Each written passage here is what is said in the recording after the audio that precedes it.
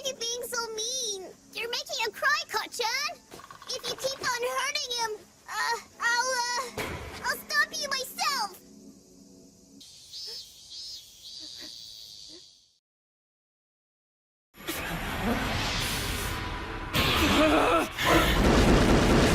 Something wrong. Some things never change.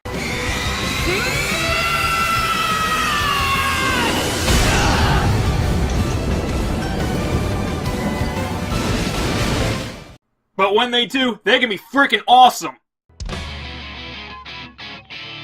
I thought My Hero Academia was a little bit more popular than what it actually is. The manga only premiered back in 2014, and not only does it have its first season dubbed already, but it also has a game on the 3DS and a spin-off series coming soon. But still, not too many people know about it, and I'm going to do my humble best to try and change that. My first exposure to the series was when I saw a couple images floating around the internet at the start of the 2016 spring anime season. And I promptly ignored the series. Just like every other anime that premiered around the same time, and pretty much every other series that's premiered within the past 10 years. Because I have neither the time nor interest to sort through dozens, even hundreds of crappy and mediocre anime just to find that one diamond in the rough. The method that has served me well so far is to wait. If the series is actually good, people will continue talking about it after the season's wrapped up.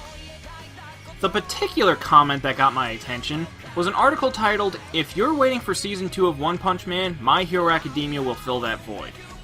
My immediate reaction was, that's a bold claim. One Punch Man and Darwin's Game were the only two manga I've picked up and continued reading past the initial chapters of within the past 10 years. So I accepted the challenge and decided to check the series out. When I start watching a new show, I'll give it the first 4 episodes to win me over. It needs to set up character, plot, and tone in that time. Heck, even some of the good shows need that long to find its stride.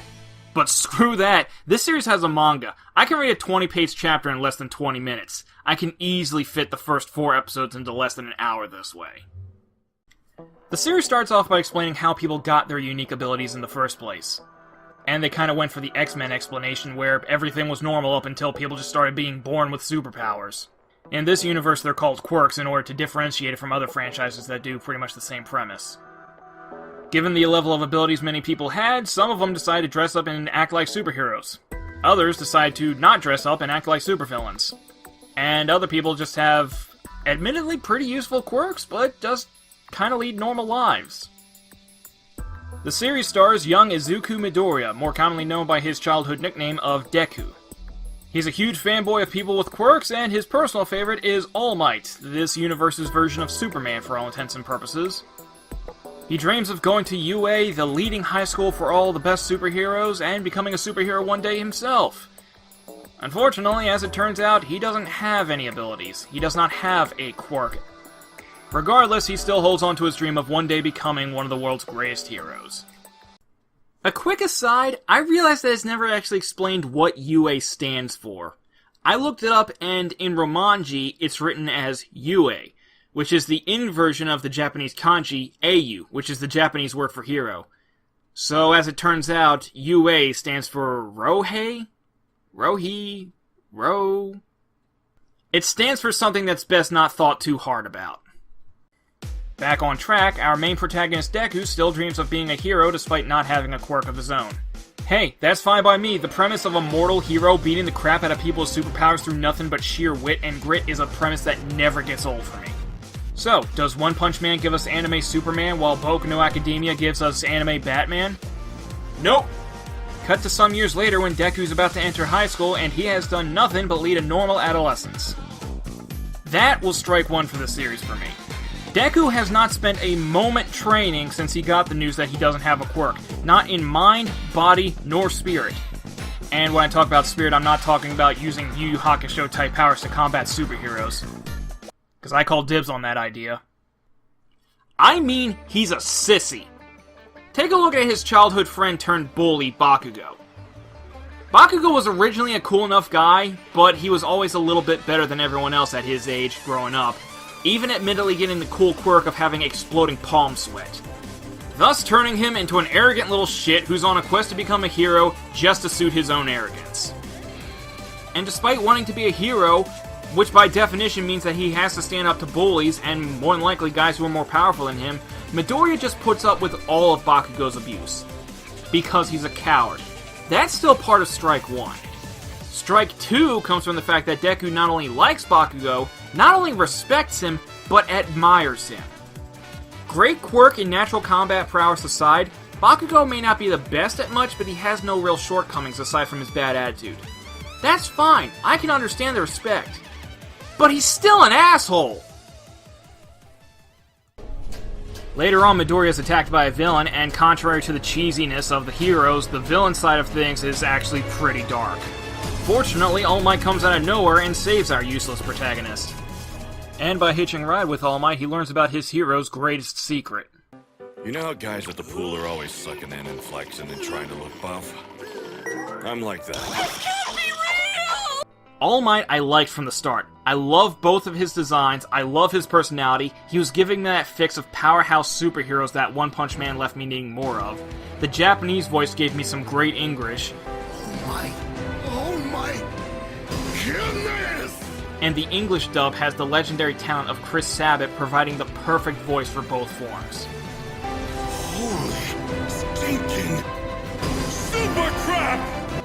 Even so, All Might was not enough to fully redeem the series for me just yet. But I kept reading because I wanted to see a little bit more of him, and because I was fully aware that the plot wasn't in full swing yet. Later, Bakugo's captured by the villain from earlier. None of the heroes are equipped to deal with the situation, and All Might has reached his time limit for the day. And then Midoriya, with no plan and still no quirk, rushes in to save Bakugo. This act of true, albeit stupid heroism, inspires All Might to risk his own life by pushing past his time limit to save the kids. Shortly after the event with the villain, Bakugo reveals he's still an obnoxious, arrogant little piece of shit, and All Might reveals that his quirk isn't simple muscle augmentation. The true name of my power is One for All. And that he has the ability to pass it on to a new successor. And of course, he chooses Midoriya. At this point, I almost dropped the series. Quirkless kid wants to be a hero, and instead of training to be Batman, he just slacks off, pulls a stupid stunt, and then this world's version of Superman says, yeah, I'm gonna give you all my powers. And by my powers' nature, it gets more powerful every time I pass it on. So you're eventually gonna become stronger than I am at my peak. Nonsense! Talk about hitting the freaking lottery. But I kept reading because I wanted to see how much disdain the series could rile up in me. And it's a good thing I kept reading, because the immediate next scene after Midoriya predictably accepts All Might's power, All Might starts training the quirkless Midoriya. Because passing on the raw power of One for All does not include the ability to handle it. Midoriya then puts all that Batman training into the next 10 months, both so that he can pass the written exam for UA, and so that when he accepts One for All, his limbs aren't immediately ejected from his body. Even afterwards, the first time he uses it to punch that giant robot, he breaks both his legs jumping and breaks his arm from punching it. It was at this point the series hooked me. So, while I was hoping for an anime Batman and was worried I got a less interesting anime Superman, what I really got was anime Billy Batson. Now Midoriya has one of the mightiest quirks out there, but he doesn't know how to control it. So it comes down to wit and grit to not only figure out how to use it, but to keep up with his classmates and smash every challenge that pops up with a quirk that he can hardly use without heavy consequences. It's from here that I'll let you discover the rest of the series yourself. I won't overhype it because that's the worst thing you can do for this series. Now, did it scratch that One Punch Man itch? Honestly, I don't think it's fair to compare the two because One Punch Man is a parody of shonen anime, while My Hero Academia is a straight-up shonen. However, it is a very good one. My only real criticism with the series is that we don't get enough of the other characters. That's not to say Midoriya stays an annoying little turd. By episode 5, I'd call him downright awesome. The characters are all so fun and diverse that regardless of which one takes center stage, you'd feel a longing for the ones who aren't. I guess that makes their moments in the spotlight all the better. Even Mineta and Aoyama, the two biggest scrubs in Class 1A, get really awesome moments. So I hope you'll check the series out. Manga or subbed or dubbed anime, it's all good. And I'll continue waiting for Season 2. Stuff's coming. Plus Ultra!